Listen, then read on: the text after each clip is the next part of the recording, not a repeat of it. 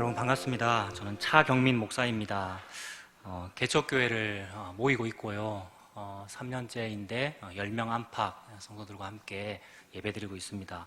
원래 서동에서 모여서 한 2년 정도 모였는데 지하철역 두실 지하철역으로 한 달 전에 이사 왔거든요. 근데 어떻게 이제 인터넷에서 저를 아시고 이렇게 저를 청해 주셨습니다. 불러주셔서 감사합니다. 두실역에 있기 때문에 교회는 여러분 들으신 대로 화목교회입니다. 화목교회인데 제가 발음을 화목이라고 하는 이유는 화목교회가 아니고 한자로 불화 나무목이거든요. 그래서 이제 화목교회인데 두실역 근처에 있습니다. 가깝잖아요. 그래서 지하철을 이제 타고 올 수 있죠. 근데 마침 이제 오늘 우리 집사님께서 택시를 태워주셔가지고 택시 타고 왔습니다만, 네, 여기 범어사역이 가깝더라고요. 평소에도 지하철을 자주 탑니다. 네, 지하철 타면은 여러분, 지하철 그 역사 벽에 아니면 그 스크린도어라고 하죠. 스크린도어에 그 시가 붙어 있는데, 여러분 그 시를 종종 읽어보십니까? 지하철 타면 가끔씩 읽어보는데, 굉장히 유명한 시도 있고, 어떤 거는 그냥 일반적인 부산 시민이 쓴, 그죠? 그런 시도 있는데, 참 좋은 명시니까 그 붙여놓지 않았겠습니까? 근데 시를 읽었을 때에 그 뜻이 무엇인지 이해가 되면 여러분 감동이 되죠. 읽었는데 도대체 이게 무슨 말인지 모르겠으면 뭘 이런 걸 시라고 썼나 뭐 이러는데, 어떤 시는 그 시어가 단어가 이해가 되고 너무 좋아서 이거는 사랑을 표현한 거구나, 이거는 부모님의 그 정을 표현한 거구나 느껴지면 눈물이 나기도 하고요, 내 사랑하는 사람이 생각나기도 하고요, 부모님 은혜가 떠오르기도 하고요. 시가 이해가 되면 굉장히 좋죠. 그래서 제가 시를 한번 읊어보겠습니다. 이런 시가 있죠. 내 마음은 호수요 그대 노저오. 어떤 분이 방금 감탄을 하시는 거, 감탄을 하신다는 거는 시를 이해했다는 말입니까? 뭐 저게 시라고. 굉장히 유명한 김동명 시인이더라고요. 저도 잘 모르는데 그냥 봤으니까 아는 거죠. 김동명 시인이라고 내 마음이라는 시던데, 내 마음은 호수요 그대 노저오. 나는 그대의 흰 그림자를 안고 옷같이 그대의 배전에 부서지리다. 감탄 안 하십니까 여러분? 무슨 말인지 못 알아들으셨습니까? 예, 내 마음이라는 시인데 자기 마음을 어떻게 표현했냐면, 내 마음은 호수요 나는 그대의 하얀 그림자를 안고 옷과 같이 그대의 배전에 부서지리다. 그러니까 내 마음이 호수니까 그대가 배가 되셔서, 또는 그대가 배를 타고 이 호수 한가운데로 항해해 들어오세요. 그러면 저는 그 배전에 부서지는 옷같이 파도가 되어 부서져도 저는 괜찮아요. 이런 시죠. 해석하니까 별로죠 여러분. 여러분이 느꼈을 때는 좋은데, 아무튼 여러분들이 이 시가 무슨 뜻인지 알아들으신 것 같아요. 여기서 지금 이 시는 마치 한 남자가 한 여자에게 말하는 것 같지 않습니까? 사랑하는 두 남녀가 서로 시를 주고받으면서 사랑을 나누는 것 같아요. 근데 남자가 여자한테 뭐라고 표현했냐면, 내 마음이 호수다라고 이렇게 표현한 거란 말입니다. 그러니까 시라고 하는 것은 뭐냐 하면, 저와 여러분이 일반적으로 알만한 단어들, 그러니까 좀 쉬운 말, 마음이라는 말이 어려운 말입니까? 호수란 말이 어려운 말입니까? 다 쉬운 말, 우리가 알 수 있는 말인데, 쉬운 단어를 가지고 혹시 저와 여러분이 좀 모를 수도 있는 그 무언가를 표현하는 거란 말입니다. 그러니까 일반적인 단어를 가지고 조금 추상적일 수도 있는 무언가를 표현하는 거죠. 마음이라는 말, 호수라는 말, 배전이라는 말, 쉬운 말을 가지고 사랑이라고 하는 조금은 추상적인 거, 이런 거를 표현하는 거죠. 근데 이런 거를 모르고 그냥 시를 들으면 그 단어들을 가지고 딴 생각을 할 수 있단 말입니다. 그래서 나를 너무나도 사랑하는 한 남자가 나에게 그런 연애편지 시를 써줬는데, 여자가 그 시를 읽을 때, 이 남자가 지금 호수 얘기를 하는구나. 내 마음은 호수다. 호수 얘기를 하는구나. 이 근처에 회동수원지도 있는데, 회동수원지 근처에 있습니까? 저도 그 둘레길도 좀 걸어보고 그러는데. 근데 여자가 그 시를 읽고, 맞아, 호수는 너무 아름다운 거야. 내 회동수원지 둘레길 가봤는데 정말 좋더라. 그럼 이번 주말에 내가 이 남자친구 만나기로 했는데 약속은 취소하고 다른 남자나 아니면 다른 내 친구들하고 회동수원지 한번 가야 되겠다라는 것을 메시지로 받으면 시를 엉뚱하게 읽은 것이죠. 여러분 지금 이해되고 계시죠? 내 마음은 호수요라고 글을 썼고 연애편지를 썼고 시를 썼는데, 그 말은 만나고 싶다는 말이고 내 마음속으로 들어와 달라는 말이고 둘이 사랑하는데 더 사랑하자는 얘기인데, 사랑은커녕 내 다른 남자 손잡고 회동수원지 둘레길이나 한번 걸어야 되겠다라고 읽게 된다면 이것이 심각한 거지 않습니까? 여러분 제가 설교 서론인데 이 얘기 왜 하겠습니까 여러분? 시 얘기하려고 그러는 거 아니지 않습니까? 저와 여러분들은 이미 다 하나님으로부터 시를 받았고 무슨 글을 받았지요 여러분. 하나님은 매우 많은 신구약 성경에서 매우 많은 부분에서 하나님 자기 자신, 즉 예수 그리스도 하나님의 아들이시며 하나님 자기 자신이시며 삼위일체이시죠. 자기 자신을 남자로 묘사하고, 이 말은 신랑으로 묘사한다는 말이죠. 그래서 예수님께서 신랑 되시고 그의 아내인 저와 여러분, 즉 교회 당을 말하는 것이 아니고 여러분 너무나 잘 아실 것입니다. 여러분 다 대한예수교 장로회 성도들이시니까 교회 당이 건물이 교회가 아니고 예수님의 이름으로 모인 두세 사람의 여러분들이 교회인데 그 교회를 일컬어 신부라고 하지 않습니까? 즉 예수님은 신랑이시고 여러분들이 그의 신부입니다. 신랑 되신 주님께서, 하나님께서, 예수님께서 시를 지금 쓰고 계십니다. 내 마음은 호수다라고. 그 시를 읽고는 이 남편의 마음이, 이 신랑의 마음이 이 뜻이구나라는 것을 알아보는 그것이 예수님을 믿는 것이고 그것이 복을 받는 것입니다. 그래서 오늘 설교의 주제가 예수님 믿고 복 받으세요라는 이야기이죠. 그런데 그 시어들과 그 연애편지 글을, 성경 말씀을 읽고도 다른 생각을 하면 매우 많은 부분에서 하나님은 저와 여러분들을 창기라 그러고 호세아의 아내인 고멜이라 그러고 창녀라고 표현되어 있죠. 그 말은 음란하다는 뜻인데 그 음란하다는 말은 실제로 성적인 범죄가 있건 없건 상관없이 실제적인 육체적인 성적인 범죄 말고도 이미 너는 나라고 하는 예수님이라고 하는 신랑 말고 다른 것을 좋아하더라. 그러니까 내 마음은 안 보이고 호수는 보이는 그런 경우가 너무 많더라는 겁니다. 여러분 그것이 회개되어가지고 이것이 잘못된 것이군요. 회개되어서 그 예수님의 마음을 아는, 예수님을 아는 것, 그것이 예수님을 믿는 것이고 그것이 복을 받은 것입니다. 이 예수님 믿고 그 복 받으시는 저와 여러분 다 되었으면 좋겠습니다. 그래서 오늘 12장 1절과 2절을 읽었는데 마치 하나님의 연애편지와 마찬가지입니다. 신랑 되신 그분께서 슬기로운 처녀 되시라고, 우리가 슬기로운 처녀이어야 하잖아요. 미련한 다섯 처녀가 아니어야 하잖아요. 그래서 그 처녀에게, 신랑 기다리는 처녀에게 글을 씁니다. 1절이 뭡니까? 여호와께서 아브라함에게 이르시되 너는 너의 고향과 친척과 아버지의 집을 떠나서 내가 내게 보여줄 땅으로 가라 그랬습니다. 여러분도 오랫동안 신앙생활 하셨지만 저도 어릴 때부터 교회 다녀놓으니까 이 개역 개정 성경은 조금 생소하고 개역 한글 성경이 조금 여러분 익숙해요. 그죠? 옛날에는 뭐라 되어 있었습니까? 너는 본토 친척 아비 집을 떠나 내가 너에게 지시할 땅으로 가라. 그거지 않습니까? 그러니까 여기 시어 어떤 단어들이 등장하죠. 본토 친척 아비 집이라는 말이 있고 떠나라. 그리고 보여줄 땅으로 가라라는 이런 얘기들이죠. 이 말씀을 읽고 이 단어들이 호수 얘기하는 건가 아니면 마음 말씀하시는 건가 그거를 알아들으면 됩니다. 여러분. 본토 친척 아비 집을 떠나라라고 했으니까 본토라고 하는 땅이 있습니다, 여러분. 본토라는 말, 여기는 지금 너의 고향과 친척과라고 했는데 고향 땅이라고 하는 땅이 있고 지금 하나님께서 너 떠나라라고 하는 보여줄 땅이라는 게 있습니다. 땅이 두 개네요. 하나님께서 아브라함 보고 네 원래 있던 땅을 떠나라라고 할 때 그 원래 있던 땅은 여러분 어디입니까? 아브라함이 원래 살던 그 땅이 어디이죠?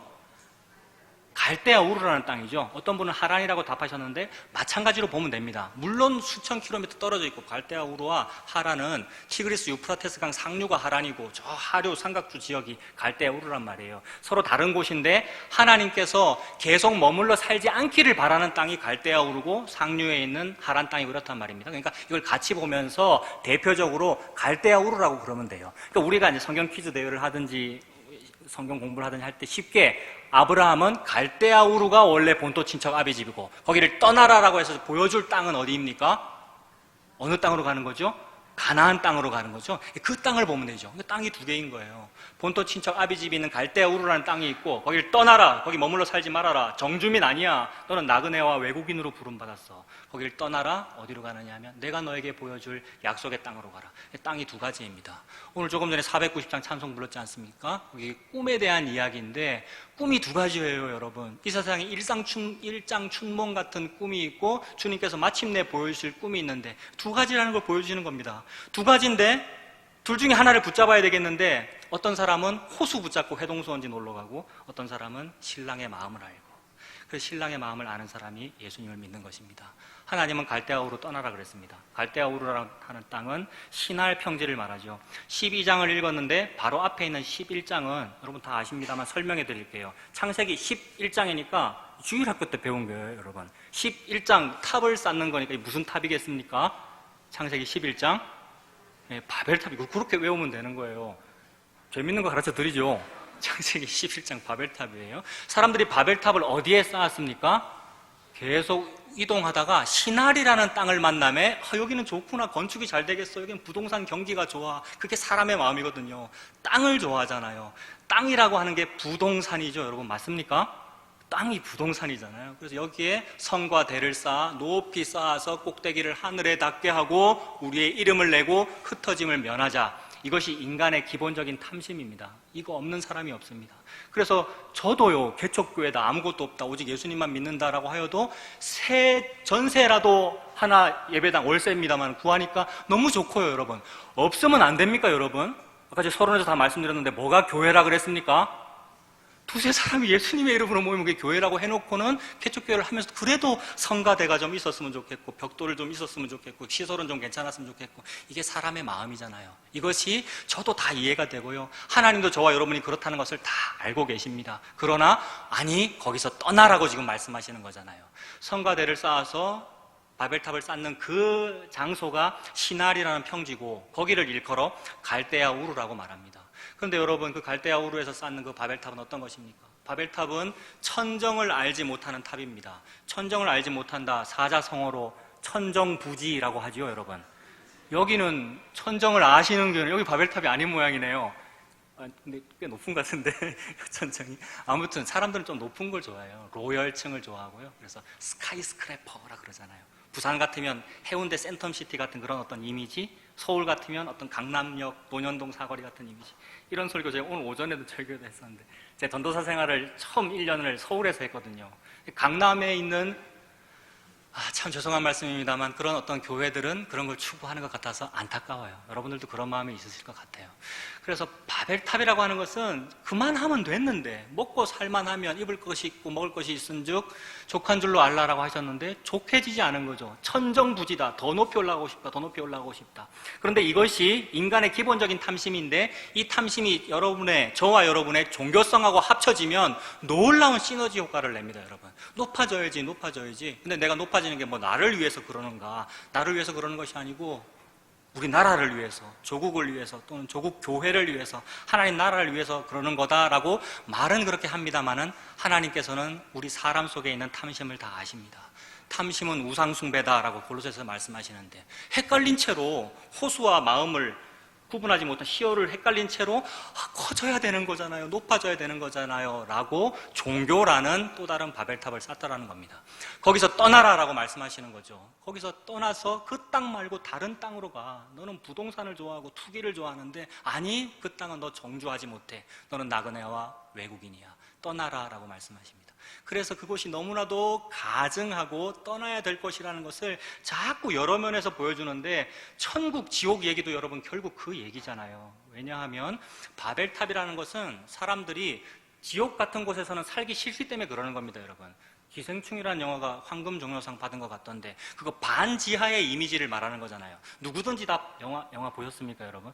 반지하에서 위로 올라가고 싶은 마음이 있단 말입니다. 지하층에 있는 것이 아니라 위로 올라가고 싶고 로열층으로 올라가고 싶은 마음이 인간의 기본 마음 아닙니까? 그러니 바벨탑에서 위로 올라가고 싶은 거죠. 그런데 이것은 천정부지라서 아무리 올라가봤자 천정을 모르고 자꾸 올라가고 추구는 하는데, 앞으로는 달려가는데 결국 닿지는 못한다. 하나님께서 언어를 혼잡해서 결국 무너뜨리시는 거잖아요. 천정에 닿지 못했어요. 그런데 천정에 닿지는 못하면서 끝까지 올라가고자 하는 이것이 인간의 기본적인 종교성이란 말입니다.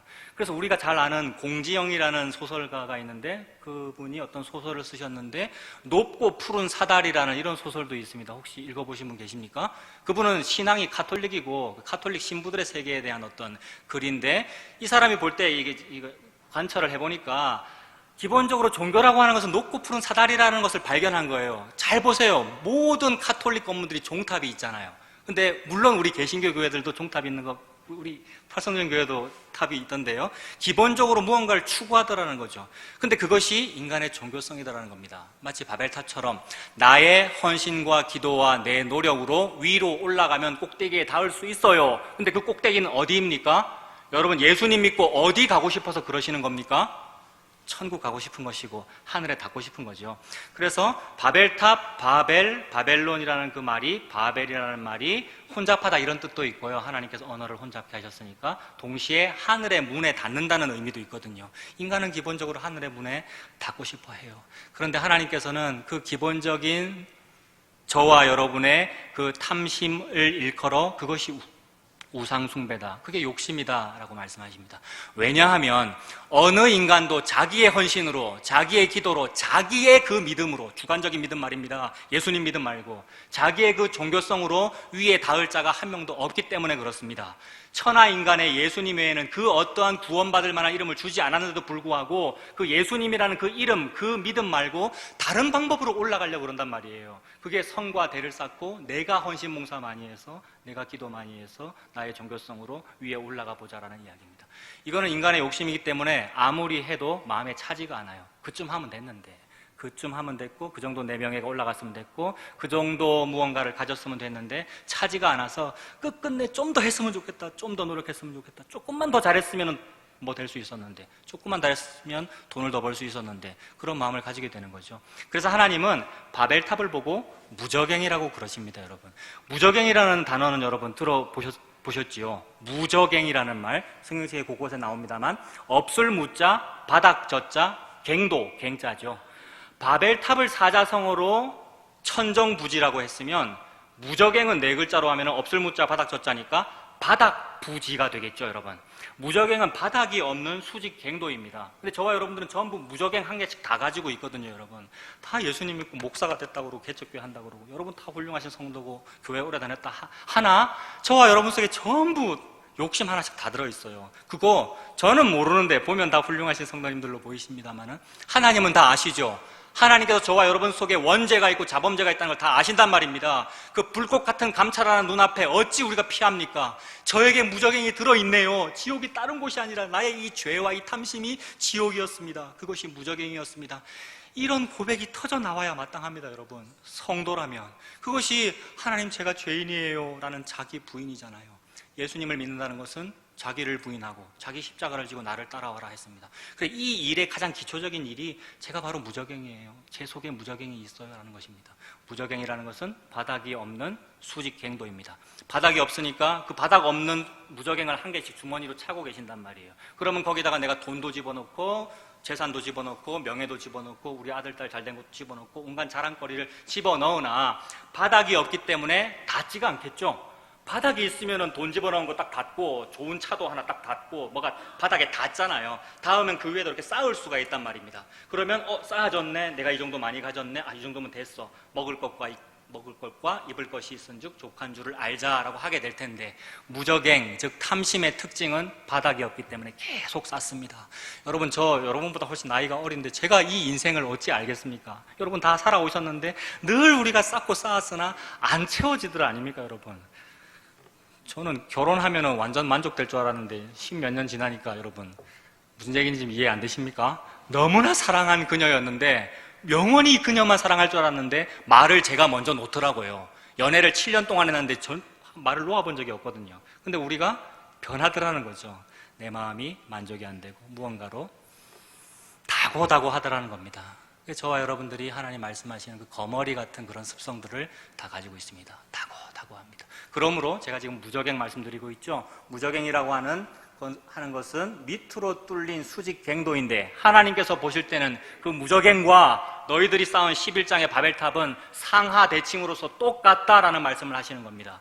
여러분, 이것이 영적으로 좀 눈을 뜨는 거죠. 무저갱은 밑으로 뚫려 있고 바벨탑은 위로 올라가 있는데 이것이 두 개가 똑같다는 것을 여러분 보시기를 바랍니다. 이게 시어를 이해한 거예요. 시어를 보고 호수 생각 안 하고 마음을 이해한 거라고요. 하나님 말씀하시는 바벨탑과 무저갱은 위아래가 다를 뿐 똑같구나. 그래서 아까 기생충 영화 말씀드렸습니다만, 봉준호 감독은 예수 믿는 사람도 아닙니다. 여러분, 그게 중요하지 않습니다만 시사점으로 한번 보는 겁니다. 예전에 설국열차라는 영화도 유명했죠. 여러분, 설국열차는 어떻게 달려가는 열차입니까? 옆으로 이렇게 달려가는 열차죠. 근데 옆으로 이렇게 달려가는 그 열차를 수직으로 이렇게 세우면 그게 뭐겠습니까? 설국열차 영화를 보면 꼬리칸에 타고 있는 사람이 엔진칸으로 가려는 노력이잖아요. 혁명을 통해서라도, 무슨 어떤 개혁과 혁명을 통해서라도 그 열차라고 하는 것에 어떤 정의를 실현해내려고, 그 말은 예수 그리스도 없이도 인간은 정의를 실현한단 말입니다, 여러분. 예수 그리스도 없이도 막 사람들이 개혁을 하고 막 그래요, 여러분. 그래서 폭력 또는 데모를 통해서라도 꼬리칸에서 앞칸까지 가면 뭐가 좀 되지 않겠나, 괜찮은 사회가 되지 않겠나라고 달려가는데, 사람들도 개혁하면서 달려가고 있는데 그 열차 자체도 앞으로 달려가고 있다는 얘기입니다. 설국열차라는 그 영화는 열차가 엔진이 멈추면 죽는다는 얘기죠. 그래서 멈추지 않고 끝까지 달려가는 이 열차, 이게 욕망이라고 하는 이름의 전차잖아요. 근데 이렇게 달려가는 그 기차를 이렇게 세우면 천정부지의 바벨탑이고, 그렇죠, 이렇게 내리면 바닥부지의 무저갱이라는 얘기입니다. 즉 우리의 지구가, 우주가, 내가 살고 있는 나의 욕심 어린 그 삶이 그게 지옥이다라고 말씀하십니다. 거기서 떠나라, 그게 복이야, 그게 예수 믿는 거야 라고 안타까운 마음으로 신랑 되신 호세아께서 고멜에게, 예수님께서 저와 여러분에게 지금 부르고 계시는 거죠. 거기서 떠나라, 내가 너한테 땅 주는 거 맞아. 우리는 부동산을 좋아하는데, 그래, 그 땅 주는 거 맞아. 근데 그 땅은 무저갱이거나 바벨탑인 갈대아 우르가 아니야. 거기서 나와 라는 말씀을 하시는 겁니다. 그래서 이 사람들 예수 믿는 사람들 아니라 그랬잖아요. 근데 놀라운 시사점이 있어요. 설국열차 영화에 보면 다들 앞으로만 달려가려고 그러는데, 어떤 한 남자는 앞으로 달려가는 게 아니라, 앞으로 가는 문을 열고 싶은 게 아니라 밖으로 밖으로 나가는 문을 열고 싶어 한대요. 누군지 아십니까? 영화를 안 보셨군. 웃고 계시는 분은 답하십시오. 웃고 계시는 분은.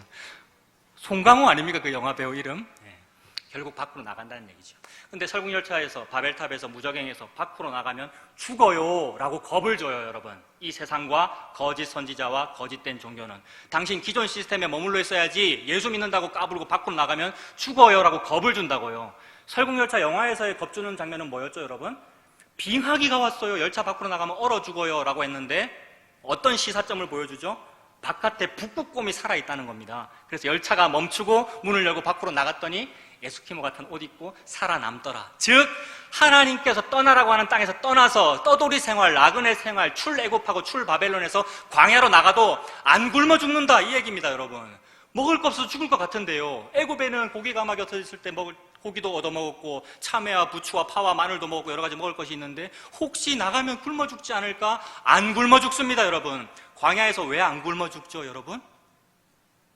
농사를 열심히 지었기 때문에 수확을 많이 해서 안 굶어 죽습니까? 광야 백성이? 아침마다 만나가 내려오기 때문이죠. 여러분, 이것이 바로 하나님께서 저와 여러분에게 예수님이라고 하는 생명을 주시는 계시이고 표현입니다. 너 나가면 굶어 죽는다고 생각하는데 아니야. 세상 사람들과 거짓 선지자가 그렇게 겁을 주는데 아니야. 나가면 그 광야에 네가 노력하지 아니한 소득이 있어. 그래서 노력하지 아니한 소득을 또 사자성어로 말하면 불로소득인데, 불로소득은 안 좋은 거예요, 여러분. 불로소득 얻으려 하면 안 됩니다. 그게 주식 투자, 뭐 이상한 불법 투기하는 그런 거잖아요. 근데 그게 아니라 하나님은 거룩한 불로소득을 주시려고 그러는 거예요. 근데 이 세상의 바벨탑의 시스템에서는 뭘 말하는 거예요? 네가 열심히 노력을 해. 네가 예수님을 위하여, 하나님을 위하여 이거를 쌓고 쌓으면 네가 이름이 위에 닿을 수 있어. 너에게 번영과 행복과 물질의 축복을 줄게. 네가 좋아하는 부동산, 즉 땅을 줄게 라고 말하는 거죠. 근데 거기서 나가면, 너 이 시스템에서 나가면 굶어 죽어라고 말합니다. 그러나 굶어 죽지 않습니다. 하나님은 저와 여러분에게 만나라고 하는 거룩한 불로소득을 주시기 때문이죠. 그래서 너무나도 자주 많은 부분에서 그 얘기 하셔요. 출애굽하고 가나안 땅으로 가면 네가 파지 아니한 우물을 줄 것이고, 네가 짓지 아니한 포도원을 줄 것이고, 네가 노력하지 아니한 성읍을 얻게 된다라고 했습니다. 잘못 읽으면 이거 기독교가 매우 불로소득을 얘기하는 것 같잖아요. 근데 파지 아니한 우물과 짓지 아니한 성읍을 준다는 얘기가 무슨 말씀입니까, 여러분? 내가 파지 아니한 우물, 짓지 아니한 성읍은 곧 예수 그리스도이십니다. 하나님께서 저와 여러분에게 예수님을 주시는 그 말씀을 하고 계십니다. 그런데 예레미야 2장 13절에 보면 사람들에게 두 가지 죄가 있는데 저와 여러분에게는 두 가지 죄가 있습니다. 그 죄는 생수의 근원되는 나를 버린 것과 스스로 우물을 판 것이다 그랬습니다. 생수의 근원이 예수 그리스도인데 그 예수 그리스도는 싫고 저는 바벨탑에 머물러 있을래요. 저는 기존 시스템에 있을래요. 저는 무저갱 속에 있을래요 라고 하니 그것이 생수의 근원된 예수 그리스도를 버린 것입니다. 근데 생수의 근원된 예수 그리스도를 버렸으니까, 물이 없으니까, 목마르니까 목마른 사람이 뭐 해야 됩니까? 우물 파야 되죠. 그 우물을 열심히 판다. 이것이 노력이고요. 노력은 좋은 거예요. 헌신봉사와 노력은 해야 돼요. 근데 종교성의 이 노력 말입니다. 하나님 하지 말라고 한 그거. 그 노력을 하니라고 열심히 바벨탑과 무저갱해서 어떤 사람은 설국열차 방향으로, 어떤 사람은 수직으로, 어떤 사람은 위로 우물을 파더라는 겁니다. 이거를 일컬어 죄라고 했습니다. 두 가지 죄, 생수에 군원된 나를 버린 것과 스스로 우물을 판 것. 우물은 스스로 파는 것이 아니라 네가 파지 아니한 우물을 주겠다라고 그랬습니다. 이것이 너는 내게 부르짖으라 내가 너에게 응답하겠고 네가 알지 못하는 크고 비밀한 일을 너에게 보이리라 약속하신 그것입니다. 네가 알지 못하고 파지도 않았고 노력도 안 했던 그것을 주리라라고 하는 그 복은 예수 그리스도입니다. 물질이 복이 아니고 갈대아우르가 복이 아니고 땅과 부동산이 복이 아니고 예수 그리스도가 저와 여러분의 유일한 복입니다. 그래서 이 말씀의 주제가 예수님 믿고 복 받으세요입니다. 여기 모였다는 것은 우리가 그 예수님 믿는다는 거잖아요. 설마 무저갱을 믿는 거 아니잖아요. 설마 바벨탑 꼭대기에 올라가고 싶은 거 아니잖아요. 근데 우리가 자꾸만 속았습니다. 자꾸만 내 종교성과 바벨탑이 같은 것인데 구분을 못하여 속았어요. 그러면 이 시인, 참된 시인이시며 참된 선지자이시며 참된 대제사장이신 예수님의 그 말씀을 듣고 그 뜻이었군요. 저는 바벨탑에 붙잡혀 있는지도 몰랐어요. 근데 예수님은 그 뜻이었군요. 라고 예수님의 품 안으로 들어가시면 됩니다. 여러분, 하나님께서 그 말씀을 하는 거죠. 그래서 내가 너에게 보여줄 땅으로 가라라고 했습니다. 그것이 본토 친척 아비집을 떠나 가나안 땅으로 들어가는 일입니다. 그런데 이것은 지금 창세기 12장이니까 매우 원시적인 바벨론을 보여주고, 바벨론이 아직 제국이 되기 전이죠. 이때는 원시적인 바벨론입니다. 그 바벨론에서 출바벨론하여 이제 가나안 땅으로 들어가는 일인데, 출바벨론 원시적인 거라 말씀드렸습니다. 나중에 진짜 출바벨론은 한참 뒤에 나오죠, 여러분. 바벨론에 포로 잡혀가고 나서 출바벨론 합니다. 근데 지금 여기서 원시적으로 출바벨론하여 가나안 땅에 들어가는 이 일이 하나님은 계속해서 반복하면서 여러분에게 말씀하시는데, 가장 대표적인 것이 출애굽입니다. 출애굽과 출바벨론은 지리적으로 다른 땅이나 같은 얘기를 하십니다. 애굽도 바벨탑이요, 바벨론도 바벨탑이니까요. 제국에서 나와서, 네가 좋아하는 그 세상 복에서 나와서 예수 그리스도에게로 가라라는 말씀을 하시는 겁니다. 그런데 출애굽해가지고 가나안 땅으로 들어갈 때에 어떤 일이 벌어지느냐 하면, 제국에 잡혀있을 때 여러분 이스라엘 백성들은 땅을 가지고 있었습니까? 없었습니까? 애굽이나 바벨론에 노예 생활할 때 이스라엘 백성들이 자기 땅을 가지고 있었습니까? 없었습니까? 물론 조금 있었을 경우도 있어요, 여러분. 소작농이거나 아니면 바벨론에서는 조금 애국과 상황이 다르기 때문에 자기 땅을 받아서 무슨 일을 할 수도 있고 그럴 수는 있습니다. 하나님께서 상징적으로 보여주실 때 애국과 바벨론에서 너희들은 노예 생활이었어, 430년 동안 또는 70년 동안 노예 생활이었어 라는 말이니까 쉽게 이해하기를 나는 소작농도 아니었다라는 말입니다. 소작농이면 부쳐먹을 땅이라도 있는데 소작농도 아닌 사람에게 가나안 땅이라고 하는 약속의 땅을 주시는 과정이 출애굽이고 출바벨론이겠죠. 이게 내가 너에게 보여줄 땅으로 가라라는 말씀의 의미란 말입니다. 그렇다면 이 이스라엘 백성이 가나안 땅을 얻는 과정에서 필수적인 사건은 무엇이었습니까? 애굽의 노예 생활하던 사람에게 땅을 주기 위하여, 즉 소작농도 아닌 사람을 지주 만들기 위하여 하나님께서 하신 일이 뭐죠? 성경을 찾아보면 그것은 큰 권능과 표신팔로 인도하여 냈다라고 하십니다. 하나님이 저와 여러분에게 주신 복은 뭐냐 하면 크신 권능과 표신팔로 인도하여 내신 일입니다. 그러면 많은 사람들은 팔송정교회는 안 그럴 것 같은데요. 이 분위기가 느껴지면 아니까요. 많은 사람들이 크신 권능, 표신팔 이러면 랄랄랄랄하고 성령파하고 뭐 그런 거를 해요. 그래서 그것이 크신 권능이다, 기적이다, 체험이다라고 합니다만은 그게 크신 권능과 표신팔이 아니라 하나님께서 하신 큰 권능과 표신팔은 뭐냐 하면 뭐겠습니까, 여러분? 출애굽 과정에서 보여주신 큰 권능과 표신팔 뭐겠습니까? 10가지 재앙 같은 일이고 홍해가 갈라지는 일이고, 이게 여러분 작은 일입니까? 여러분 작은 일입니까? 큰 일입니까? 10가지 재앙과 홍해가 갈라지는 일이요. 이거를 일컬어 큰 권능과 표신팔이라고 하십니다. 그러면 하나님께서 놀라운 큰 일, 기적이 일어나는 일, 그거를 쇼로 보여주시려고 그렇게 하신 것이 아니라 하나님은 무언가 한 가지를 말씀하시기 위하여 10재앙과 홍해를 보여주셨습니다. 이런 모든 큰 권능과 표신팔은 전부 다 예수 그리스도를 저와 여러분에게 증거하기 위함입니다. 10가지 재앙이라고 하는 것은 피, 개구리, 파리, 악독, 우매, 흑장. 여러분 옛날에 시험 칠 때 그렇게 외웠거든요. 악독, 우매, 흑장으로 뒤로 가면 갈수록 무슨 일이 벌어지는 거죠?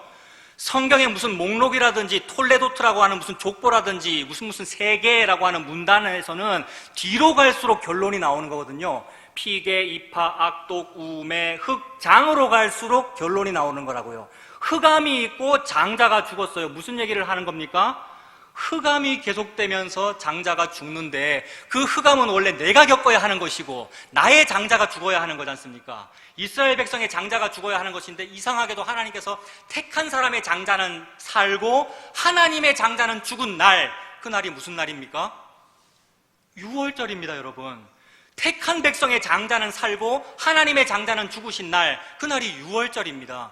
유월절 어린 양이 죽어서 그 죽은 그 어린 양의 피를 어디 바릅니까? 문설주와 문 임방에 바르고 탈출하게 된 날, 즉 구원과 안식을 얻은 날, 그날이 유월절이란 말입니다, 여러분. 이것은 예수 그리스도의 죽음을 상징하지요. 그럼 예수님이 하나님의 장자잖아요. 원래는 내 장자가 죽는 거란 말이에요. 나의 장자가 죽는다는 말은 무슨 뜻입니까? 내는 살았으니까 다행이고 내 큰아들 죽었으니 괜찮다, 이런 의미입니까, 여러분? 내 장자가 죽는다는 말은 내가 죽는다는 말이죠. 성경에서 장자는 곧 나 자신입니다. 그래서 장자가 곧 나의 기력의 시작이요, 장자가 곧 나의, 좀 안 좋은 말로는 뭐 분신 이럴 수도 있고, 나 자신이란 말이에요. 그래서 하나님께서 모리아산 정상에서 아브라함에게 네 장자 이삭을 죽여라라고 할 때에 이삭 죽으니까 아브라함 나는 살아남으니까 괜찮다, 이 이미지가 아니고 내가 죽는구나라고 하는 비참한 이미지란 말입니다. 근데 이 비참이 바로 저와 여러분의 원죄와 자범죄, 죄와 탐심으로부터 나오는 것인데, 그것을 멈추시고 그 범죄함의 처벌, 그 징계, 이 두려운 지옥을 멈추시고 하나님의 장자인 예수 그리스도께서 대신 죽은 날, 그것이 열재앙의 핵심입니다. 그러므로 큰 권능과 표심팔의 핵심은 예수 그리스도의 죽음입니다. 그래서 이스라엘 백성이 예수 그리스도께서 유월절 어린 양이 되어 죽음으로 말미암아 들어가게 된 곳이 가나안 땅이죠. 가나안 땅은 그러므로 예수님의 피값입니다, 여러분. 가나안 땅은 공짜로 얻어진 것이 아니라 하나님께서 자기 아들을 죽여서 그 자기 아들을 저와 여러분에게는 공짜로 주신 이 일, 그러므로 가나안 땅은 예수 그리스도의 피값입니다. 그래서 갈대아 우르 땅을 떠나서 보여줄 땅으로 가라, 즉 가나안 땅으로 가라라는 말은 예수 그리스도의 피값으로 가라라는 말입니다. 예수님 믿으라는 말이죠, 여러분. 어릴 때부터 너무나 자주 들었단 말이잖아요. 예수님 믿으면 구원을 얻습니다라는 말은 바로 이 얘기를 하고 있습니다. 예수님을 믿으면 내가 좋아하던 부동산이 많아지는 것이 아니고 세상 돈이 많아지는 것이 아니고 그것으로부터는 내가 쫓겨나고 버림받아서 더 없고, 여러분, 가난해지고요, 거짓골이 되고요, 나그네와 외국인이 되는데 오직 예수님의 피값만 딱 가지게 됩니다. 여러분, 예수님의 피값이 무엇입니까, 여러분? 예수님의 피값은 사람의 생명을 살리는 돈입니다. 저와 여러분 돈 우리 많이 벌잖아요, 여러분. 저도 사례받고 먹고 살고 있고요. 여러분 다 직장생활 하시잖아요. 돈 벌기 위해서 하는 것인데 수억만 천금을 다 벌어도 자기의 생명을 살리지 못합니다. 이것이 바로 시편 49편에서 하시는 말씀이거든요. 사람의 생명을 속량하는 값이 너무나 엄청나서 영원히 마련하지 못할 거라 그랬습니다. 근데 사람의 생명을 속량하는 값이 얼마길래 영원히 마련하지 못합니까, 여러분? 이스라엘에는 율법에 의해서 성전세라고 하는 것이 있는데, 성전세는 여러분 기억을 떠올려 보시면 1인당 반 세겔이거든요. 그래서 사람마다 성전에 들어갈 때 헌금을 해야 돼요. 헌금교회, 연보교회에다가 반 세겔의 돈을 내야 되는데, 가만히 보니까 유대인들이 가만히 보니까 예수님과 베드로와 제자들은 성전세를 안 내는 것 같아요. 헌금을 안 하는 것 같아요. 그래가지고 물어봤죠. 왜 당신 스승은 헌금을 안 하느냐라고 했더니, 성전세를 안 내느냐라고 물어봤더니 베드로가 내신다라고 이제 변명을 했습니다. 근데 여러분, 예수님이 성전세를 낼 필요가 있습니까? 왜냐하면 예수님은 종이 아니고 그 집의 아들이시니까요. 성전의 아들이시고 하나님의 아들이시잖아요. 예수님 자체가 성전이시고요. 그러나 사람들 미혹에 빠지지 않도록 하시려고, 시험 들지 않게 하시려고 낸다라고 하면서 뭐라고 했습니까? 물고기를 한 마리 잡아서 배를 열어보면 그 배 안에 한 세겔이 들어있을 거다. 너와 나를 위해서 성전세를 내라라고 했습니다. 그러니까 사람의 생명을 구원하는 속전이 곧 성전세인데 그 금액은 반 세겔인 겁니다.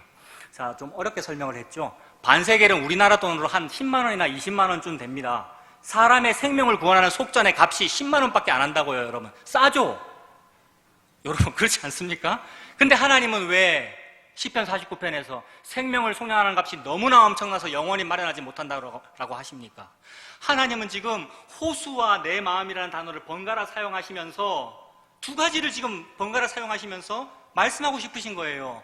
너희들의 생명을 구원하는 값이 우리의 도량형으로 볼 때 10만 원 동안 또는 20만 원 정도로 쉽게 구할 수 있는 돈이면서 동시에 영원히 마련하지 못할 그런 돈이야. 영원히 마련하지 못할 그런 돈을 낚시 한 번 해가지고 물고기 배 열면 나올 정도로 쉽게 너에게 주었어. 근데 이 좋은 복을 안 받고 왜 딴 복을 받고 있니? 라는 말씀입니다.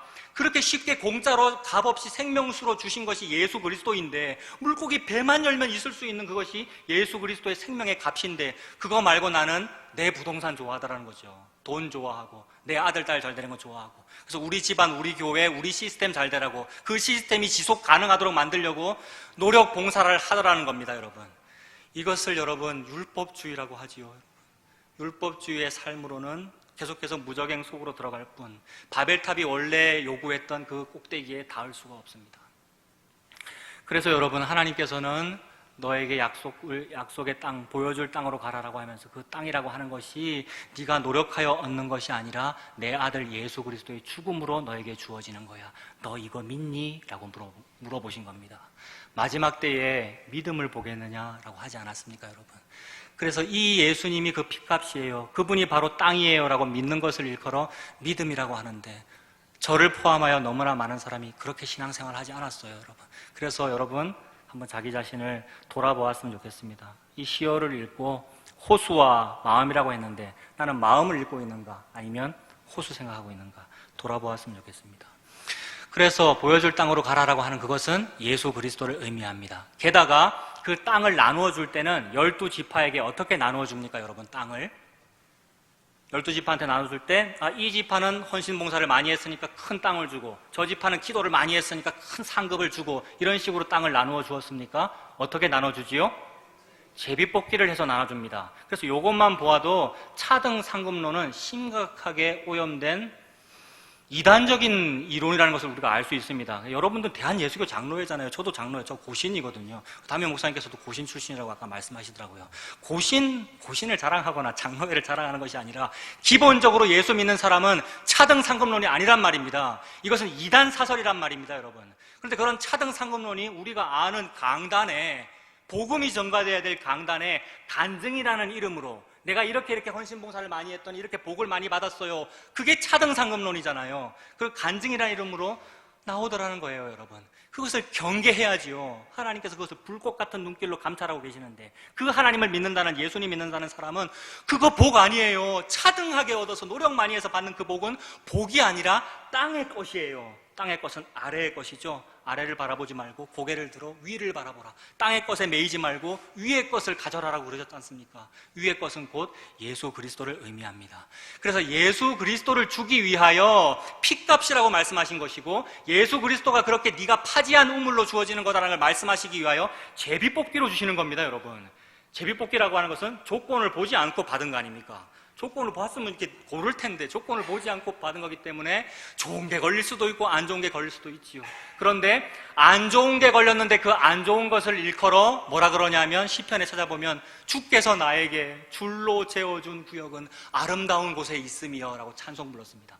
어떤 곳은 험난한 땅일 수도 있고 어떤 것은 옥토일 수도 있을 거 아니에요. 그런데도 불구하고 제비뽑기에서 얻은 그것을 만족하면서 아름다워요 라고 말할 수 있는 그것은, 그 비옥하지 않은, 그 버려진 것 같은, 개간해야 될 그 땅이 예수님이기 때문에 그렇습니다. 그래서 여러분, 예수님은 저와 여러분에게 매우 자주, 매우 많은 경우에 안 좋은 모양으로 전달됩니다. 여러분, 예수님이 너무 아름답고 너무나 왕과 같고 너무나 멋있는 분으로 보이면 누가 그분을 십자가에 달았겠습니까? 근데 우리는 다 그분을 희롱하고 모욕하고 십자가에 달지 않았습니까? 그 이유는 그분이 고운 모양도 없고 풍채도 없고 흠모할 만한 아름다운 것이 없었기 때문에 그렇습니다. 그 말은 내가 좋은 거 준다 그래서 제비뽑기를 했는데 딱 걸렸는데 예수님이 걸렸다는 말이에요. 그럼 예수님 받았으면 다 받은 거잖아요. 예수님이 만유라고 그랬단 말입니다. 예수님 받았으면 다 받은 건데 그것만으로 만족이 안 되는 거죠. 그래서 예수님 받은 것만으로 만족이 안 되니까 이 예수님의 이름을 이용하여 기도를 해가지고 또는 종교생활을 해가지고 뭘 받아내고 싶은 거죠? 예수님 말고 예수님 플러스 알파, 프리미엄 뭘 받고 싶은 거죠. 그게 뭐냐 하면 내가 좋아하고 여러분이 좋아하시는 돈, 부동산, 이 땅의 부귀영화, 잘 되는 거, 이런 걸 좋아합니다. 그래서 여러분, 이게 음란한 겁니다, 여러분. 그렇게 하지 않는 사람이 어디 있어요? 라고 말합니다만 맞아요. 전부 다 그래요. 설교하고 있는 제가 그렇잖아요, 여러분. 근데 이것이 음란한 겁니다. 근데 놀라운 것은 그 음란한 고매를 신랑 되신 예수님이 사랑하시잖아요, 여러분. 이 사랑 받으셨습니까? 이 사랑을 받는다는 것은 주님 제가 그 여자가 맞네요. 제가 그 수로보니게 여자가 맞네요. 제가 그 수가성 사마리아성 그 여자가 맞네요 라고 고백되면서 5명 갈아치운 그 남편이 아니라 예수님 당신이 저의 신랑이시군요 라면서 믿는 것, 이것이 예수님을 믿는 것이고 이것이 예수님이라고 하는 복을 받는 것입니다. 그러므로 보여줄 땅으로 간다라고 할 때 핵심은 6월절 어린 양이 죽었다는 것과 제비뽑기입니다. 그러니 이 두 가지가 전부 다 예수님을 의미하지 어디 땅을 의미합니까, 여러분? 가나안 땅이라고 하는 물리적인 것을 의미하는 것이 아니라 예수님을 저와 여러분에게 주신다는 뜻입니다.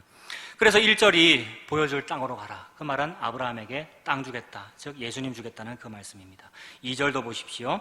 내가 너로 큰 민족을 이루고 너에게 복을 주어 네 이름을 창대하게 하리니 너는 복이 될지라 라고 말했습니다. 이거 너무나 좋은 말씀이죠. 옛날 개역 한글 성경도 마찬가지고 그 말씀을 우리가 표구해가지고 벽에 걸어놓기도 하고 뭐 그러잖아요. 너무 좋은 말씀이라서 그렇습니다.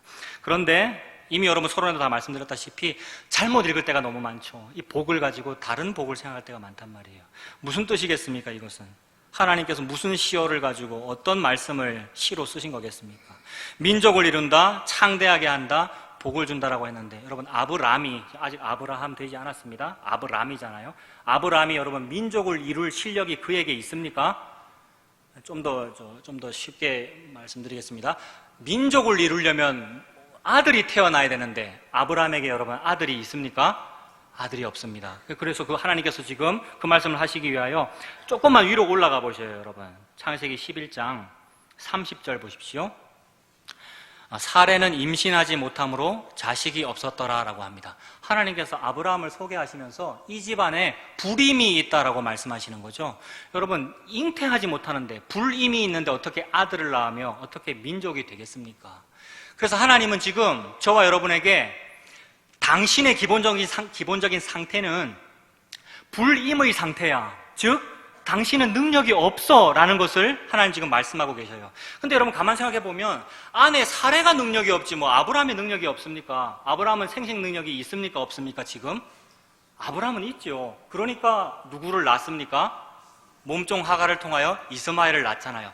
근데 하나님은 말씀하시기를 이스마엘은 장자가 아니다라고 그러시고요, 서자라고 그러시고요, 장자가 태어날 거라고 그러셔요. 아들이 태어날 거라고 그러셔요. 그러므로 여러분 고대 근동 사회에서, 우리나라 조선시대 문화도 비슷합니다만 고대 근동 사회에서 서자는 아들이 아니죠. 그게 홍길동이잖아요. 아버지를 아버지라 부르지 못하는. 아들 아닌 거예요. 근데 하나님은 뭘 약속하셨어요? 민족을 이룰 거라고 그랬습니다. 민족은 아들 태어나야, 서자 안 돼요. 장자 태어나고 아들 태어나야지 나타나는 현상입니다. 그 민족을 이루겠다는 것이 하나님의 그 시어의 본래 의미입니다. 민족을 이루게 하겠다. 그래서 그 민족을 이루는 것이 그게 창대해진 겁니다. 그것이 곧 복을 받은 겁니다. 오늘 주제 예수님 믿고 복 받는 거잖아요. 내가 말하는 복은, 우리가 원했던 복은 어떤 거였냐면 아직도 나에게 힘이 남아있을 때 내 여종 몸종과 동침하여 낳게 되는 그 복, 아무리 기다려도 안 태어나고 사라로부터는 불임이니까 안 태어나니까 하나님 약속하신 그 복은 안 태어나네요. 하나님의 복은요. 그 복 말고 내도 복 만들 수 있습니까? 있습니다 라고 해서 자신의 정력을 사용하여 하갈과 동침하여 낳은 아들 이스마엘, 그것을 우리가 복이라고 부르고 있는 거죠, 여러분. 그래서 우리 사람이 생각하는 복은 내가 힘을 내어 얻는 그 복을 복이라고 합니다. 이거 아까 다 설명드렸어요, 여러분. 인간에게 두 가지 죄가 있는데 생수의 근원되는 나를 버린 것과 스스로 자기 힘으로, 자기 생식 능력으로 복을 얻어낸 것, 스스로 자기 힘으로 우물을 판 것, 그것이 죄다라고 말씀하십니다. 그래서 하갈과 이스마엘 이야기, 사라와 이삭 이야기를 신약에 가서는 하갈은 율법이다라고 그랬고요, 내어 쫓아야 될 일이다, 이스마엘은 내어 쫓아야 될 그 일이다, 서자다, 장자를 통하여 내가 무슨 일을 할 거다라는 말씀을 하나님 하시는 겁니다. 그래서 여러분 결국 아브라함에게 장자가 태어나지요. 그가 누구입니까? 이삭이지요. 근데 이삭이 태어날 때는, 사라는 이삭이 태어날 때도, 이때도 지금 이미 불임이었고, 이삭 태어날 때 사라는 몇 살이었습니까? 90살이었고 아브라함은 몇 살이었습니까? 100살이었습니다.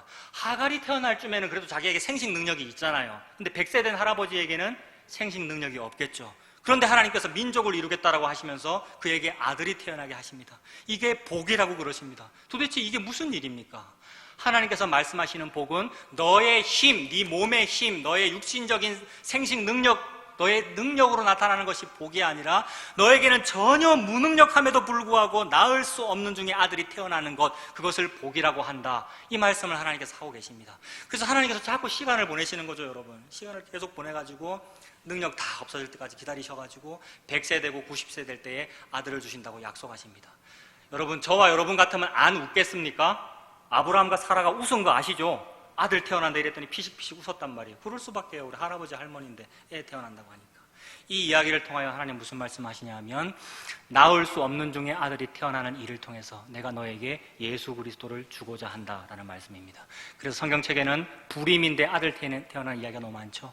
그래서 불임인데 아들 태어나는 이야기를 통하여 또 우리가 착각해요. 내가 이렇게 난관이 있는데 이 난관을 해결해 주세요를 복이라 그래요. 하나님은 그 말이 아니고 불임을 통하여 아들 태어나는 것을 통해서 너에게 예수 준다를 복이라고 말씀하십니다. 여러분, 예수님 알게 된 거, 그 예수님 믿게 된 거, 회개하게 된 거, 이것이 우리가 복의 전부를 다 받은 겁니다. 이 땅의 물질이 복이 아니고 예수님이 복입니다. 그래서 불임인 여성이 아들 태어나는 일이 여러 가지, 한나와 분인나 사건도 있고 여러 가지 일, 이삭도 나중에 아들을 굉장히 늦게 낳죠. 여러분, 결혼했는데요. 근데 그런 일이 벌어지다가 결국 어디에서 이 정점이 이루어지느냐 하면 누구겠습니까, 여러분? 예수님의 탄생이 그러합니다. 지금 아브라함이 이삭을 낳을 때는 아브라함 자기의 생식 능력도 첨가되지 않았고 사라의 능력도 여기에 개입하지 않았습니다. 즉 하나님께서 잉태하게 하신 일이죠. 그것과 똑같이 아브라함과 다윗의 자손 예수 그리스도의 세계라고 할 때 마태복음 1장의 족보의 결론, 족보는 결론으로 갈수록 드러난다고 그랬죠. 결론은 예수 그리스도의 탄생인데 예수 그리스도의 탄생에 아버지 요셉의 생식 능력이 개입되었습니까? 전혀 개입되지 않았죠. 그러면 마리아의 생식 능력은 개입되었다 그러는데 마리아는 뭐라고 말합니까? 제가 아이를 낳으려면 남자를 알아야 되는데, 즉 결혼을 하고 동침을 해야 되는데 동침하지 않았는데 어찌 그러한 일이 있을 수 있습니까? 이것이 바로 인간의 능력이 개입되지 않았음에도 불구하고 태어나는 것, 그것을 보고 복이라고 합니다. 여러분, 예수님 믿고 복 받으세요라는 말은 여러분의 그 능력으로 받는 그거 말고요, 내가 헌신봉사 많이 해서 받는 그거 말고요, 그거는 당연히 해야 돼요. 열심히 하셔요. 여러분, 괜히 욕심 부려가지고 복 받으려고 막 열심히 하고 칭찬 들으려고 열심히 하는 거 하나님이 다 알아요. 여러분, 그건 가짜예요. 그거 말고 진짜 복은 예수님을 받은 게 복이란 말이에요. 그 예수님 받으려고 능력 사용하셨어요? 능력이 어디 있어요, 여러분? 100살인데 90살인데 남자를 알지 못하는데요. 이게 마리아의 고백이잖아요. 그러나 능력 있으신 분의 그 능력이 너를 덮으리니, 이것이 내가 알지 못하는 크고 비밀한 일. 내가 뭘 모르죠? 남자를 모르잖아요. 인간의 능력을 몰라요. 정력이라는 것을 모른단 말이에요. 그런데도 불구하고 아들 태어나게 해줄게. 이것이 사무엘의 탄생이고요, 이삭의 탄생이고요, 결국 모든 인물의 탄생을 통하여 그건 그림자들이었어. 그거 복의 그림자들이었어. 그 복 붙잡들 말아라, 성도들이여. 그거 말고 마지막 결론인 예수 그리스도가 성도의 복이야 라는 말씀을 하나님께서 하고 계십니다. 그래서 민족을 이룬다는 말은 아들 태어나야지 벌어지는 것인데, 하나님은 저와 여러분이 아들 낳고 딸 낳는 그것으로 민족을 이루는 것이 아니라 예수님을 탄생시키심으로써 민족을 이룬 것입니다. 이 민족을 일컬어 나라라고 합니다. 회개하라, 하나님의 나라가 가까이 왔느니라 그러셨습니다. 누가 가까이 왔는데 그 말씀을 하셨죠? 예수님이 가까이 왔는데 나라가 가까이 왔다 이러셨어요. 나라가 민족이잖아요, 여러분. 예수님이 곧 나라이며 예수님이 곧 복입니다. 그 예수님을 제가 몰랐군요 라고 회개하는 것이 회개이고, 그 예수님을 말하는 것이 기도이고, 그 예수님을 전하는 것이 전도이고, 그것이 복을 받은 것입니다. 여러분, 이 예수님이라고 하는 복을 받으시는 저와 여러분 다 되시길 바랍니다. 하나님은 저와 여러분에게 오직 이것만 주고 싶으십니다. 우리는 원래 이 복을 받을 만한 가치가 없는 사람이에요. 왜냐하면 예수님 매우 많은 부분에서 비유로 말씀하시는데, 비유에서 이것이 드러납니다. 비유라는 것이 무엇입니까? 어떤 것을 그야말로 비유하여 설명하는 것이니까, 직설적으로 말하는 것이 아니라 살짝 돌려서 말하는 것이니까, 사랑하는 여인에게 내 마음이 너를 이렇게 사랑해라고 말하지 않고 돌려서 말하는 거잖아요. 어떻게 돌려서 말했어요? 아까 시에서 내 마음은 호수다 이렇게 돌려서 말한 거잖아요. 그러니까 예수님께서 비유로 똑같은 얘기를 하셔요. 어떤 비유냐 하면 포도원 품꾼 같은 비유가 그런 겁니다. 여러분, 포도원 품꾼 비유는 뭐냐 하면, 나는 전혀 포도원에서 일할 만한 어떤 능력이 없어요. 나무를 잘 가꾸는 자격증도 없고 포도를 잘 가꾸는 농사 기술도 없고, 나는 그냥 일용직 노동자인데, 게다가 이 민족도 아니고 외국인 노동자인 거예요. 그럼 우리나라도 지금 외국인 노동자 많이 있습니다만, 우리가 마치 그런 상태란 말입니다. 요새는 뭐 외국인 노동자가 취직 잘 합니다만은 여러분 한번 생각해 보세요. 말도 안 통하고 자격증도 없고 아무것도 못 하는데 누가 글을 써주겠습니까? 그게 일용직 노동자란 말이에요. 새벽 시장에 나가가지고 혹시 오늘은 누가 나를 좀 노가다 자리에 써주나 나가 있는데 나를 데려가지 아니하고 누구를 다 데려가겠습니까? 주변에 있는 일 잘하는 사람 다 데려가겠죠. 오전에도 데려가고 점심때도 데려가고 저녁때가 다 됐는데 다 일 잘하는 사람 데려가는데 나는 안 데려가는 것이죠. 그러므로 나는 오늘 하루도 하루 일당을 벌지 못하는구나의 상태가 저와 여러분의 인생이라고 하는 상태입니다. 여러분의 자존심이나 자존감을 건드려고 말씀드리는 것이 아니라 하나님이 저와 여러분을 그렇게 본다는 말입니다. 이 지렁이 같은 너 야곱아, 나에게 하시는 말씀이고 여러분에게 하시는 말씀이잖아요. 그 말은 너는 네 능력으로 네 복을 챙길 수 있는 사람이 아니야. 너는 일용직 노동자도 안 되기 때문에 내가 너에게 주지 아니하면 너는 안 되는 거야. 그래서 내가 너에게 주는 그 복을 받으라고 그러는데 너 왜 다른 복을 받고 있니? 라는 하나님의 호통이자 사랑입니다. 여러분, 이 사랑을 받으셨으면 좋겠어요. 그래서 저녁시간, 퇴근시간 다 됐는데도 오늘도 나는 하루 공치는구나, 돈을 못 버는구나 라고 하고 있는데 그 일용직 노동자에게 포도원 주인이 오셔가지고 데리고 가는 거죠. 자네는 왜 여기 놀고 아무것도 못하고 돈도 못 벌고 이러고 있는가? 우리 포도원에 와서 일하게 라고 했습니다. 일을 하는데 퇴근 시간이 거의 다 됐기 때문에 일도 한번 제대로 못 해본 거예요. 이것이 우물도 한번 제대로 못 파봤다 이 말입니다. 제대로 내 노력으로 못 해봤는데 일당을 얼마를 주지요, 여러분? 여러분 성경을 많이 아시는 성도 여러분, 일당 얼마를 받습니까? 한 데나리온을 받습니다. 한 데나리온은 아까 그 한 반세겔하고 조금 비슷해요. 물론 5만 원 정도로 보면은 좀 다르긴 합니다만 10만 원 정도로 보면 하루 일당이니까 이것이 생명을 구하는 속전하고 도량형으로도 좀 연결되면서 같은 이야기를 하나님께서 하시는 거란 말입니다. 나는 한 데나리온 하루 일당 결코 벌 수 없는 전적 타락, 전적 무능력의 존재인데 이런 나 같은 사람을 조건을 보지 아니하시고 조건을 봤다면 자격증 많은 사람을 데리고 가야 될 텐데 그렇지 아니한 나를 불러간 것이니까 제비뽑기로 불러간 것이고 조건을 보지 아니하고 나를 불러가셔서 아무 일도 하지 않았음에도 불구하고 한 데나리온이라고 하는 하루치 일당 온 거를 다 주더라는 말입니다. 하루치 일당은 100%라는 말이잖아요. 여러분, 뭐가 100%입니까? 뭐가 전부 다입니까? 성경에 전부라는 용어가 많이 나오는데 성경에 어려운 용어로 전부라는 말로 만유라는 말을 씁니다. 영어는 all thing, 만유. 성경에 말하는 만유가 뭐겠습니까, 여러분? 만유이시며 그 만유의 근본의 본체의 영광이시며 만유의 전체이신 그분 예수 그리스도입니다. 예수님이 만유입니다. 일용직 노동자에게 한 데나리온을 준다는 말은 받을 수 없는 사람에게 구원이라고 하는 예수님을 준다는 말입니다. 그래서 받을 수 없는 형편임을 깨닫는 사람은 그 예수님이라고 하는 한 데나리온을 받았을 때 무슨 마음이 들겠습니까? 감지덕지지요. 세상에 사장님 저 일도 하나 안 했는데 포도원에 삽질도 한 번 안 했는데 퇴근 시간 다 됐는데 어찌 한 데나리온을 주십니까? 이것이 하나님의 언약입니다. 내가 너한테 한 데나리온 준다고 약속하지 않았느냐는 언약입니다. 근데 이 똑같은 말씀이 누구에게는 이상하게 적용이 돼요. 어떤 사람이겠습니까? 새벽부터 와서 열심히 헌신봉사한 사람은요, 이 사람은 저 사람이 한 데나리온 받는 걸 보고 무슨 생각을 하죠? 저 사람이 한 데나리온을 받는 걸 보니까 나는 100이나 1000이나 많이 받아야 되겠다라고 하는데 이것을 일컬어 아까 이단 사설 뭐라 그랬습니까? 차등상급론이요. 여러분, 너무나도 간단한 하나님의 말씀인데 여러분, 그 차등상급론이 아니고 내가 너에게 한 데나리온 준다고 하지 않았느냐, 노력여와 상관없이 하나님은 뭐만 주시는 거냐 하면 한 데나리온인 예수 그리스도만 하나님께서 주십니다. 이것을 일컬어 복 받았다라고 합니다. 여기 모이신 여러분들은 전부 예수님 믿는 거잖아요. 그 말은 복 받은 거죠. 여러분, 복 받았기 때문에 너무 좋아서 아까 성가대도 하시고 찬송도 부르시고 오늘 기도도 하시고 다 하신 거죠. 오늘이 주일이잖아요. 주일이라는 것은 복 받았음을 형제자매와 함께 나누면서 선지자가 아닙니다만 오늘날은 목사님입니다만 여러분 전부 다가 선지자죠. 예수님 믿는 사람이 선지자잖아요. 설교를 통하여 그거 확인하고 차등상급이 아니군요. 율법주의가 아니군요. 예수님이 복음이고 예수님이 복의 전부군요. 나는 받을 수 없는 상황에서 받았군요. 저는 우물을 파지 않았으니까요. 어떤 사람은 우물을 많이 파가지고 생수를 얻는다 그러는데 생수는 값 없이 주어지는 생명의 물이군요. 이 생명수 생물을 값 없이 와서 마셔라라고 하는 것, 이것이 복입니다. 여러분, 이 복을 받으시는 저와 여러분 되시기를 바랍니다. 그래서 민족을 주겠다는 말은 이 복 주겠다는 말입니다. 그래서 아브라함은 생식력이 없음에도 불구하고 마태복음 1장 1절은 뭐라고 말씀하십니까? 아브라함과 다윗의 자손 예수 그리스도의 족보다 생식 능력이 없는데 족보가 어떻게 생깁니까, 여러분? 족보의 결론은 끝으로 갈수록 나온다 그랬죠. 아브라함과 다윗의 자손 예수 그리스도의 족보가 이어지면 끝에 누가 나오는 겁니까? 예수가 나신이라로 끝나는 거죠, 여러분. 하나님은 이 일을 하고 싶은 겁니다. 복을 주겠다는 말은 예수 태어나게 하겠다. 너에게 십자가로 예수님을 주겠다. 그래서 예수님께서 십자가에서 죽고 부활하셔서 예수님의 영인 성령님이 저와 여러분에게 오셨다. 그것 때문에 성령이 오셨네 노래 부르는 것이고요. 오늘 6월 9일 주일입니다. 무슨 주일입니까? 성령 강림 주일입니다. 오늘이 4월 중심이 고난주간이었고요. 오순절 50일쯤 지났잖아요.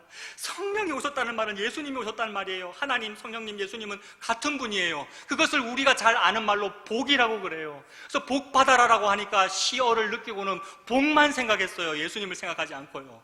하나님은 무슨 시를 쓴 겁니까? 복은 예수님이다라는 그 말씀을 하나님께서 하고 계십니다, 여러분.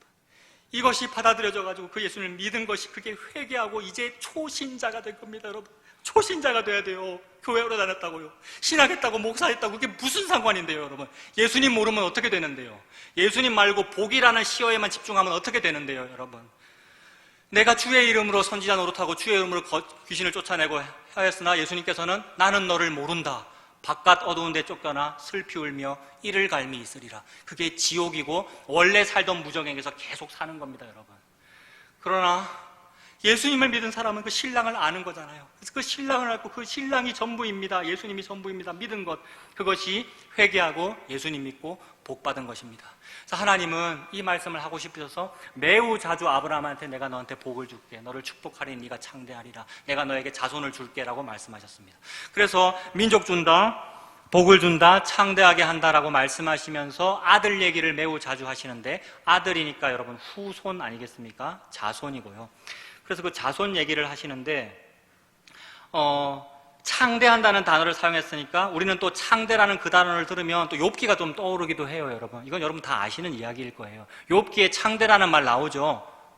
이것도 기독교 서점이나 백화점 가면 액자에 표구해가지고 걸어놓잖아요. 네 시작은 미약하였으나 네 나중은 심히 창대하리라. 그런 말을 우리가 여러분 왜 좋아하죠? 저도 좋아해서 이 집에 걸어놓고 그랬어요, 공부할 때. 여러분 그런 거 왜 걸어놓냐면 진짜로 하나님의 말씀을 사모해서 걸어놓는 것이 아니라, 사모한다고 말은 하나 속에는 탐심이 들어있어서 이 말씀을 이용하여, 즉 예수를 사용하여 도깨비 방망이처럼 나에게 이 땅에 현실적인 복을 좀 주세요, 그것이 창대입니다라고 믿었으나 하나님께서는 창대라는 똑같은 단어 사용하셔서 다른 말씀하십니다. 욥기에 네 시작은 미약하나 나중은 심히 창대하라는 말은 욥의 친구인 수아 사람 빌닷이 욥을 놀린이라고 여러분 한 말이죠. 그 말은 예수님께서 십자가에 달리셨을 때 저와 여러분을 포함하여 수많은 사람들이 예수님을 희롱하고 놀릴 때 한 말이란 말입니다. 예수 니나 내나 똑같네, 네가 무슨 메시아냐, 너 빨리 회개하고 내려와라, 니도 구원하고 우리도 한번 구원해봐라, 그러면 내가 너를 믿어줄게. 네가 죄를 지어서 지금 십자가에 달려있구나, 빨리 회개하고 내려와서 새 출발을 해라. 새 출발을 하면 그 시작은 미약하지만 나중은 힘이 창대해질 거야 라는 말로 희롱한 말입니다. 그러므로 그런 것을 우리가 복이라고 바라볼 것이 아니라 하나님 창대라는 말을 가지고 다른 말씀을 하시겠구나라는 것을, 그 시를 느껴야 합니다. 그것은 뭐냐 하면 이미 다 말씀드린 겁니다. 날 수 없는 내 몸에 힘이 없는데 없는 중에 생기고 죽은 중에 살리고 없는 중에 나타나는 그 아들을 통하여 하나님께서 민족과 나라를 이루신 것, 아브라함과 다윗의 자손 예수 그리스도의 계보가 생긴 것, 이것이 창대해진 겁니다. 이런 사람들, 진짜 하나님의 사람들은 여러분 자기의 역사 속에서, 자기 시공간에서 실제로 창대하지 않아요, 여러분. 이 말씀을 이해하십니까? 창대한다고 약속하셨는데 실제로 저와 여러분의 현실 속에서 믿음의 사람들은 창대하지 않다고요. 왜냐하면 예수님을 믿으면 예수님의 그 십자가의 길을 가거든요. 사람들이 손가락질하고 미워하거든요. 그래서 좁은 문 좁은 길이거든요. 그래서 모든 선지자들이 참 선지자, 거짓 선지자 말고 참 선지자가 박해를 받았고 좁은 문 좁은 길을 가니라고 죽었죠. 그래서 자기 당대에는 다 십자가 지고 죽거나 순교하거나 죽어 없어지더라. 즉 우리에게 적용하면 잘 안 되더라는 말입니다, 여러분. 세상이 좋아하는 로또 복권 잘 당첨이 안 되고요, 복 잘 못 받고요, 예수님 믿으면 잘 안 되더라는 말씀을 하십니다. 근데 하나님은 그걸 보고 창대라고 그러십니다, 여러분. 이것을 믿으십니까? 그래서 우리를 둘러싼 허다한 증인들이 보인다 그랬어요. 히브리서에 우리를 둘러싼 허다한 증인들이 보이는데, 보이긴 뭐가 보여요, 여러분? 다 죽었는데, 십자가 지고 죽었고 순교해서 죽어서 다 죽었는데 안 보이는데 하나님은 보인다라고 그러셔요. 왜 그러냐면 하나님은 사람의 숫자를 셀 때 보시는 기준이 따로 있거든요. 너희는 인생을 의지하지 말아라. 그의 호흡은 코에 있나니 수의 칠 가치가 어디 있느냐라고 하셨기 때문에 사람의 숫자를 세지 않는단 말입니다. 뭘 세느냐 하면 예수님이 복이군요라고 하면 그 십자가를 받아들이고 예수님을 믿는 사람을 세신단 말입니다. 하나님은 그걸 아신단 말이에요. 구분하신단 말이에요. 그래서 그 사람들을 세시는데 그 사람들은 다 죽었어요, 여러분. 보통 여러분들에게도 아마 왕따를 받았거나 여러분 죽어요, 예수님 믿는 사람은요, 여러분. 그리 되지 않기를 제가 바라서 말씀드리는 겁니다. 왜 예수 믿는 사람을 여러분 예수 믿는 사람이 미워합니까? 진짜로 예수 믿는 일은 그런 일이 아니어야 할 텐데. 근데 하나님께서는 그렇게 순교와 십자가 짐을 통하여 하나님께서 아셔요. 그 사람이 살아있다. 그러나 살았다는 이름은 있으나 죽은 사람이 너무 많은 거예요. 예수님이 이 복이라는 걸 모르는 것, 그것이 살았다는 이름은 있고 다 교회 다니고 있고 이렇게 목사도 하고 있으나 그게 죽은 겁니다. 근데 예수님을 믿으면 그게 살아있는 겁니다.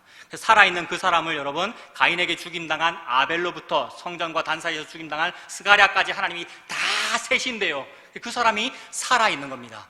죽었으나 살아있으니까 여러분, 지금 살아있는 인구가 많겠어요? 아니면 죽었으나 살아있는 하나님의 백성이 많겠어요, 여러분?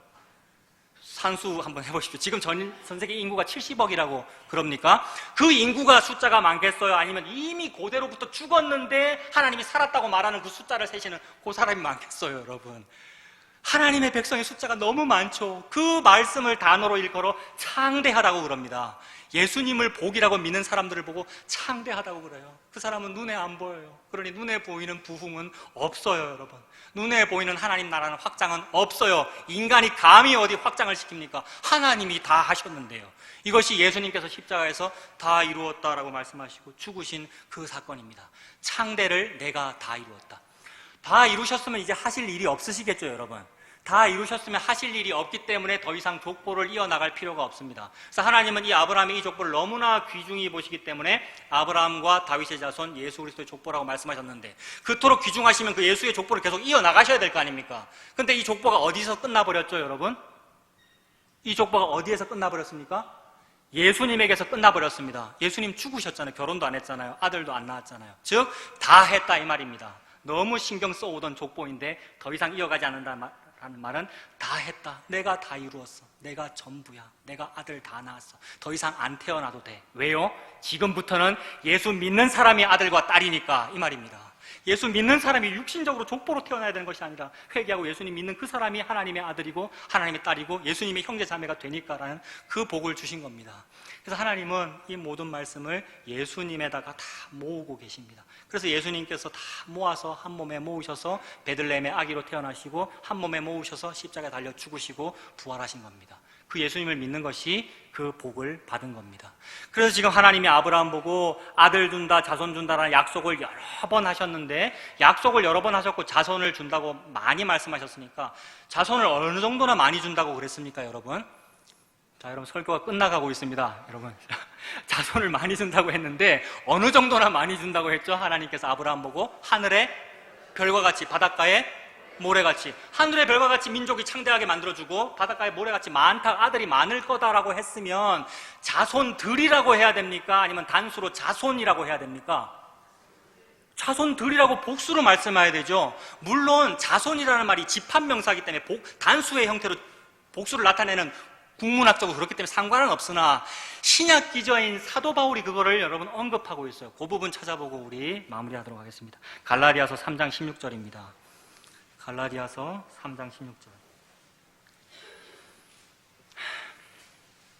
신약 성경 305페이지 한번 보겠습니다.